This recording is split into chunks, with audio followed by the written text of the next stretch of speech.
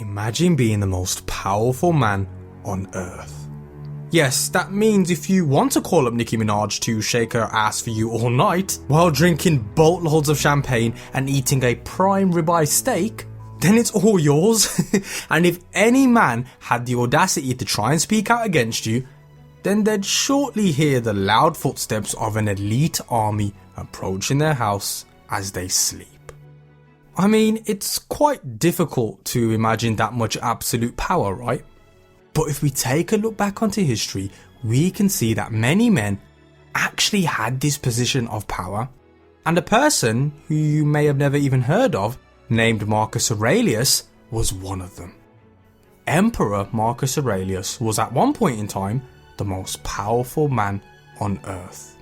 He was the commander and emperor of the Roman Empire, and had an army that was feared in all corners of the world. And if he wanted, he could have sex with any woman he desired, and live a life of just getting pissed with the lads and partying like an animal for the rest of his life. Now, if we take a look back onto history, it's clear to see that many kings and emperors couldn't handle such power. They become corrupt. They become slaves to their own greed and hunger for more. Emperor Marcus Aurelius was different. He was the emperor of Rome and was very aware of the fact that unlimited selfish pleasure was available at a moment's notice. But as opposed to many of his predecessors and counterparts, Marcus actually refrained from many of the pleasures that a usual man would have taken advantage of if they was in his position of power. I mean, Marcus turned away from orgies, the excessive use of alcohol, and the cruel sick scenes in the Colosseum where the Roman elite went for entertainment. He wrote and documented all about his struggles with power in his memoirs that were never meant to be released to the public, which are known as Meditations. Meditations has now gone on to become a key piece of work and insight into the 2,000 years old philosophy of Stoicism. A philosophy that has radically changed my life. What is at the core of the Stoic philosophy is that life is split into two main categories: things that are in our control and things that are not in our control. And what the Stoic philosophers teach us is that ultimately in life, most things are simply not in our control. Things such as our family, our friends, our partners, the economy, the political landscape, and our inevitable journey as humans towards death. Yes, by all means we can influence these matters, but even if we do everything right, our boss can still fire us, our girlfriend can still cheat on us, and our businesses, no matter how well structured they are, can always still collapse. And at the end of the day, there is nothing that we can do to exclude this misfortune. Now, I know this sounds a bit depressing and pessimistic, but this ultimately is what is at the core of Stoic philosophy. The sooner we realise that there are many aspects of our life that we can't control, this ironically is what liberates us. And the sooner we come to terms with it, the sooner we can shift our mindset and perspective onto things that are in our control. Factors such as our opinions, our actions, or in other words, the position we take towards the world around us. According to the Stoics and Marcus Aurelius, what we should focus on are the things that are within our control, and disregard the things that are not in our control. For example, as a business owner, you cannot control how the market will react to your products or services. But what you can control is the level of research that you conduct to maximize the chances of it succeeding in the marketplace. You can control the quality and delivery of your product and service, which in essence, if conducted properly, will reduce the chances of a bad response from the marketplace.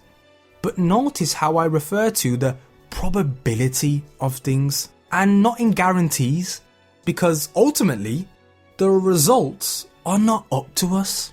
But nevertheless, we as humans can decide what position to take in regards to the situation. When we come to terms and accept that a lot of aspects in life are not in our control, such as the possibility of getting hit by a bus tomorrow morning, then we are able to reach a state of inner peace. We can achieve this quiet and calm mind that can act in a logical and rational way to help us make better life choices. And this is what Stoicism guides you to do. It focuses you and your mind to approach life in a logical and rational way. We shouldn't act against the natural course of things, but embrace it. This principle is heavily highlighted in the book The Obstacle is the Way, which highlights the point that facing challenging obstacles is the true path to reach the goals of your journey. Picture it like climbing a mountain.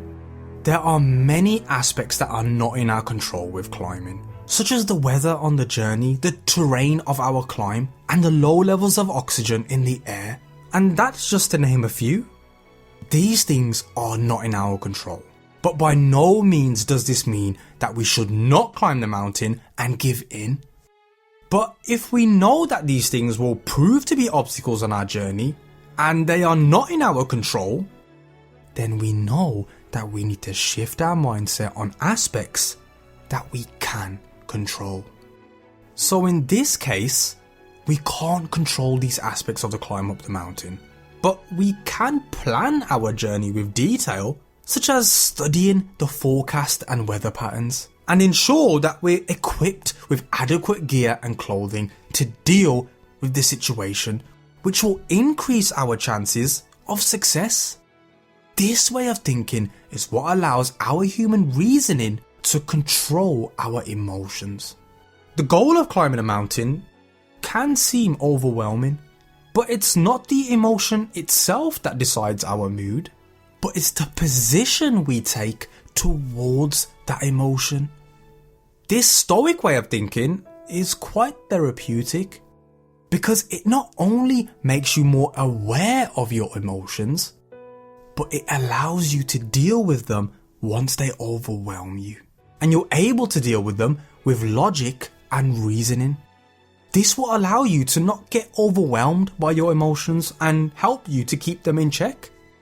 Marcus Aurelius was confronted daily with all sorts of situations and problems. And remember, he was the emperor of the Roman Empire, one of the biggest empires that the human civilization has ever seen.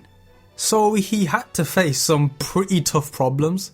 But before he would start his day, he would mentally prepare himself for these confrontations. He famously stated that as a human being, you have power over your mind, not outside events. Once you realize this, you will find true strength. And this is a philosophy that you can grab on whenever you need it in life.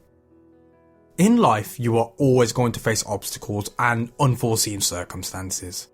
But this should not hinder your journey towards your goal. Take a step back and use the stoic approach. Identify what is not in your control, i.e. your obstacles, and what is in your control, i.e. your thoughts and actions, and concentrate your forces on this. Simplify and think with logic and reasoning. What is it that you can do to increase the chances of overcoming the obstacle? When we put it into perspective, life is actually quite short, and that's why it's important to point our life energy towards essential and important things and leave unimportant things to just be. Let the philosophy of Stoicism enter your life, as it can be one of the most valuable weapons in your arsenal to give our lives a sense of direction, so we don't lose ourselves on this journey of life.